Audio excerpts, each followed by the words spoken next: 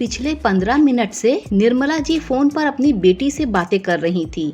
सुनंदा कमरे में आकर चाय का कप टेबल पर रख कर गई, पर निर्मला जी की बातें थी कि खत्म ही नहीं हो रही थी। सुनंदा वापस रसोई में आ गई और अपना कप लेकर बाहर सोफे पर आकर बैठ गई। थोड़ी देर पहले तक सासू माँ रसोई में आकर खुशी खुशी बता रही थी कि क्या क्या बनाना है, लेकिन सुनंदा के एक सवाल ने सब कुछ पलट कर रख दिया और उस एक सवाल के कारण काफी हंगामा हो गया और निर्मला जी ने सुनंदा को बहुत कुछ सुना दिया। सुनंदा ने आज उन्हें सच का आईना दिखा दिया। पर कई बार ऐसा होता है कि इंसान खुद गलती करता है और अपनी गलती मानता भी नहीं। बस वही हाल निर्मला जी का था। पिछले 2 दिन से निर्मला जी क्या बनाना है, कितना बनाना है समझाई जा रही थी। आखिर निर्मला जी इस घर की मुखिया जो ठहरी। उनके इस घर में उनका बड़ा बेटा पवन, बहू सुनंदा, उनके 2 बच्चे सुनय और निधि रहते हैं। वही छोटा बेटा सचिन अपनी नौकरी का बहाना कर अपनी पत्नी सुनीता और बेटी अवनी के साथ इसी शहर में कुछ ही दूरी पर रहता है। एक बेटी भी है गरिमा, जिसकी शादी हो चुकी है और वो अपने ससुराल वालों के साथ इसी शहर में रहती है। अब आते हैं असल मुद्दे पर। कल शीतला अष्टमी है। इस दिन सब लोग ठंडा खाना ही खाते हैं। इस कारण घर के सभी सदस्य कल ठंडा खाना ही खाएंगे। इसीलिए कल के खाने की तैयारी आज ही करनी थी। अब कल का दोनों वक्त का खाना, साथ ही आज का खाना, कुल मिलाकर 3 वक्त का खाना बनाना था और खाने में भी कम वैरायटी नहीं, बल्कि बहुत सारी चीजें बनती थी। 2 तरह की सब्जी, पुए, पूड़ी, दही बड़े, नमकीन, मठरी, मीठी पेठे, मूंग थाल, गुजिया, 2-3 तरह की चटनियाँ, शक्कर पारे आदि। सूखे सामान के लिए तो 1-2 दिन पहले भट्टी लगती थी। काफी काम फैल चुका था और करने वाली सिर्फ अकेली सुनंदा। उस पर भी सबसे बड़ी बात यह था कि खाना सिर्फ इन 5 लोगों का नहीं बनेगा, ननद और देवर के पूरे परिवार के लिए बनेगा। देवर देवरानी की शादी को भी 7 साल हो चुके हैं, पर शीतला अष्टमी पर कभी मदद कराने यहाँ नहीं आती। बस पूजा करने और रीति रिवाज के समय यहाँ आती है और अपनी उपस्थिति दर्ज कराकर खा पी कर निकल जाती है। जाते जाते शाम का खाना भी पैक कर ले जाती है। वहीं ननद की शादी को भी 13 साल हो चुके हैं, पर निर्मला जी का नियम है कि वो बेटी के घर खाना जरूर भेजती हैं। ननद के पूरे परिवार के लिए दोनों टाइम का खाना यहाँ से पैक होकर जाता है।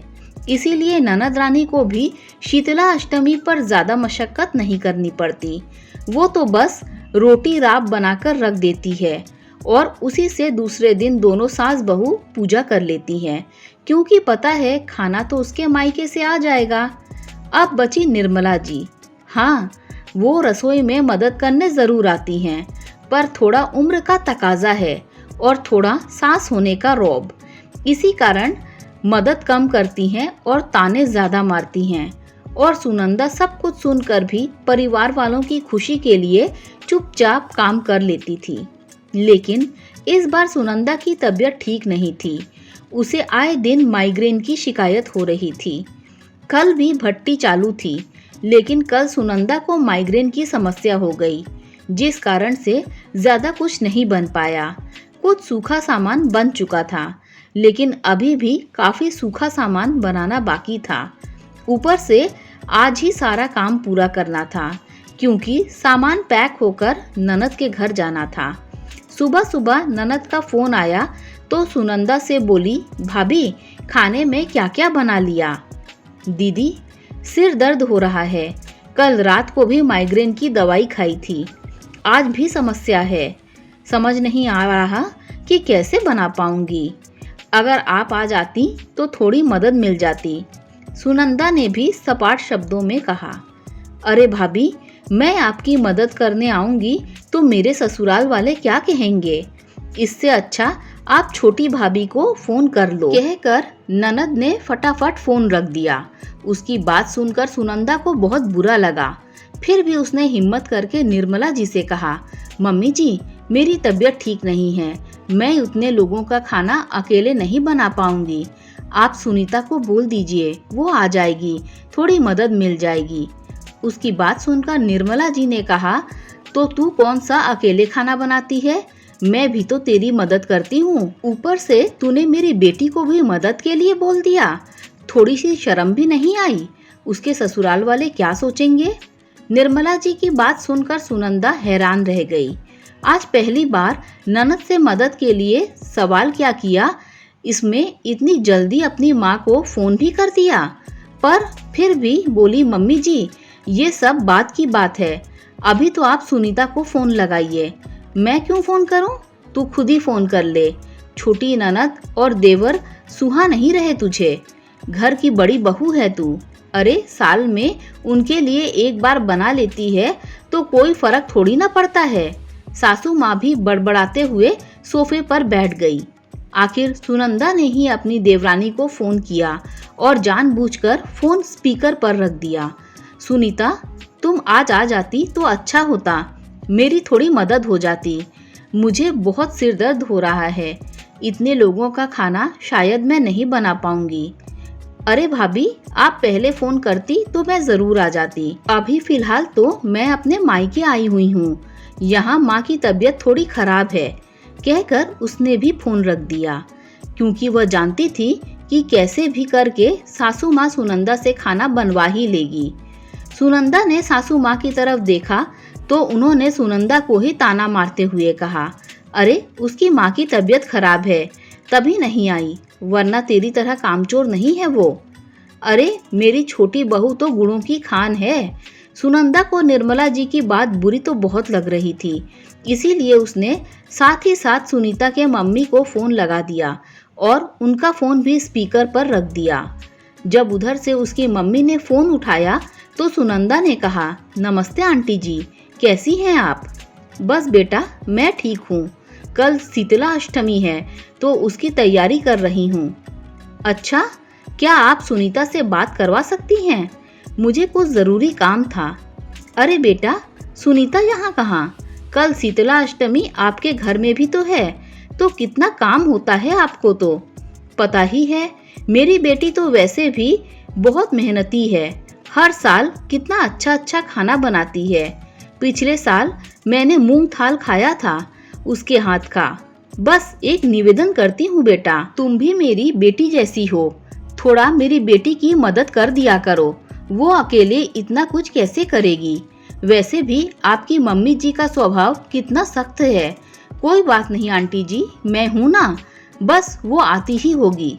चलिए आप अपना काम कीजिए। सुनंदा ने फोन रखते ही अपनी सासू माँ की तरफ देखा।